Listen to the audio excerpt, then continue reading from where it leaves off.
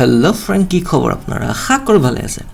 Welcome জনাইছো আপোনাক আকৌ এবাৰ মই মোৰ চেনেলৰ অন্যটা ভিডিঅ'লে। আজি লৈ আনিছো এটা আসাম টাইপ বিল্ডিং সম্পূৰ্ণ বাস্তু শাস্ত্ৰৰ আধাৰত 38 ফিট বাই 42 ফিট সাইজৰ।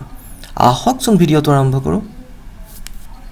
ভিডিঅ'টোৰ আৰম্ভণিতে মই আপোনালোকক অলৰেডি জনাইছোৱে আমাৰ প্ল্যানটো 38 ফিট বাই 42 ফিট সাইজৰ হয়। যেহেতু বাস্তুৰ আধাৰত ইয়াৰ ৰুমৰ প্লেচমেণ্টসমূহ কৰা হৈছে, আমি দিশসমূহৰ বিষয়ে আগতে জানি লওঁ। এইখিনিতে আমাৰ 8টা দিশৰ বিষয়ে দেখুওৱা হৈছে ইয়াতে। ইষ্ট, ৱেষ্ট, নৰ্থ আৰু সাউথ। এই 4টা দিশৰ বিষয়ে আমি সকলোৱে জানো। নৰ্থ আৰু ইষ্টৰ মাজত আমাৰ নৰ্থ ইষ্ট, নৰ্থ আৰু ৱেষ্টৰ মাজত আমাৰ নৰ্থ ৱেষ্ট, ৱেষ্ট আৰু সাউথৰ মাজত আমাৰ সাউথ ৱেষ্ট, আৰু সাউথ আৰু ইষ্টৰ মাজত আমাৰ সাউথ ইষ্ট। এই 8টা দিশৰ আধাৰত মই ৰুমসমূহ প্লেচ কৰিছোঁ। মই আপোনালোকক এটাকে ৰুমৰ বিষয়ে জনাই যাম, সাইজৰ বিষয়ে জনাই যাম। ঠিক তেনেকৈ বাস্তুৰ আধাৰত কিয় তাতে প্লেচ কৰা হ'ল, ঠিক সেনেকুৱাকৈ মই আপোনালোকক সাউথ ৱেষ্ট কৰ্ণাৰত মই মাষ্টাৰ বেডৰুম এটা প্ৰভাইড কৰিছোঁ। এইখিনি বাস্তু শাস্ত্ৰবিদসকলৰ মতে সাউথ ৱেষ্ট কৰ্ণাৰটো মাষ্টাৰ বেডৰুমৰ কাৰণে খুবেই ভাল হয়।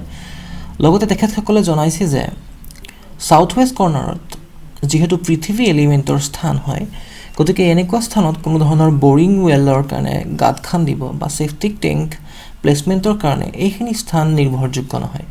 গতিকে আমাৰ প্লেনটোতো master bedroom 15 feet by 14 feet সাইজৰ এইখিনিতে প্লেচ কৰা হ'ল।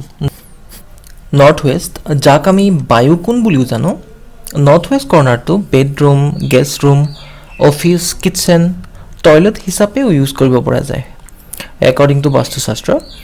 মই ইয়াতে আন এটা বেডৰুম প্লেচ কৰিছোঁ 15 ফিট বাই 14 ফিট সাইজৰ। এতিয়া আহিছোঁ নৰ্থ ইষ্ট কৰ্ণাৰটোলৈকে। নৰ্থ ইষ্ট, যাক আমি ঈশান কোণ বুলিও জানো, নৰ্থ ইষ্ট কৰ্ণাৰটো পূজা room, meditation room, living room, office, bedroom হিচাপে ইউজ কৰিব পৰা যায় বাস্তুশাস্ত্ৰৰ মতে। মই ইয়াতে এটা বেডৰুম প্লেচ কৰিছোঁ, আন এটা বেডৰুম 15 ফিট বাই 14 ফিট সাইজৰ। ঘৰ এটাৰ চেণ্টাৰৰ ঠাইখিনি ব্ৰহ্মস্থান বুলি জনা যায়, যিখিনি সদায় অপেন বা খালী ৰূপৰ হ'ব লাগে বুলি বাস্তুশাস্ত্ৰই কয়। টুৱাৰ্ডছ নৰ্থ এটা লিভিং ৰুম ৰখা হৈছে। মেইন ডৰখনো নৰ্থ ফেচিং হয়। বাস্তু মহাশক্তি চক্ৰমতে N4 স্থানত আহিছে আমাৰ মেইন ডৰখন। তাৰমানে বাস্তুশাস্ত্ৰই কয় যে এই স্থানত মেইন এণ্ট্ৰেঞ্চটো যদি ৰখা হয়, ই প্ৰপাৰ্টি লাভৰ লগতে পইচা উপাৰ্জনৰ কাৰণে শুভ বুলি ধৰা হয়। আকৌ সন্মুখ ভাগত 6 ফিট বাই 14 ফিটৰ এখন বাৰাণ্ডা প্লেচ কৰা হৈছে।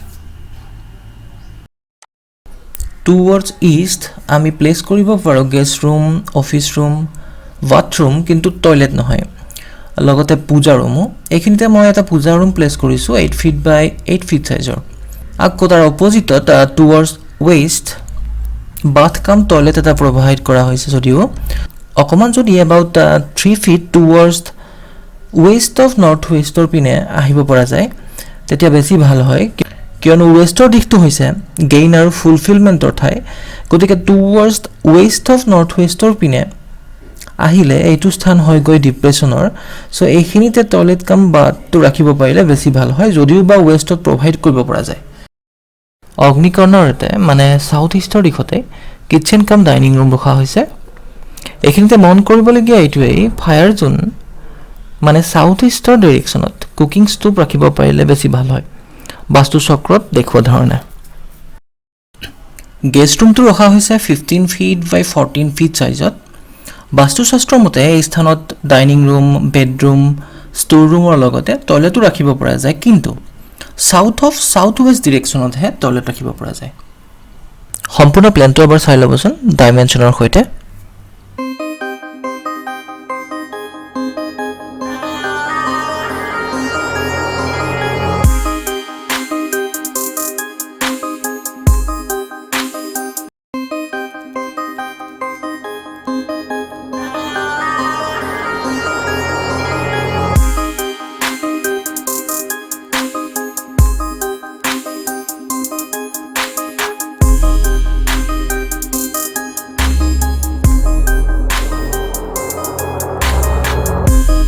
যদিহে প্লেনটো ভাল পালে কমেণ্ট ছেকশ্যনত জনোৱাৰ লগতে চেনেলটো ছাবস্ক্ৰাইব কৰি দিব।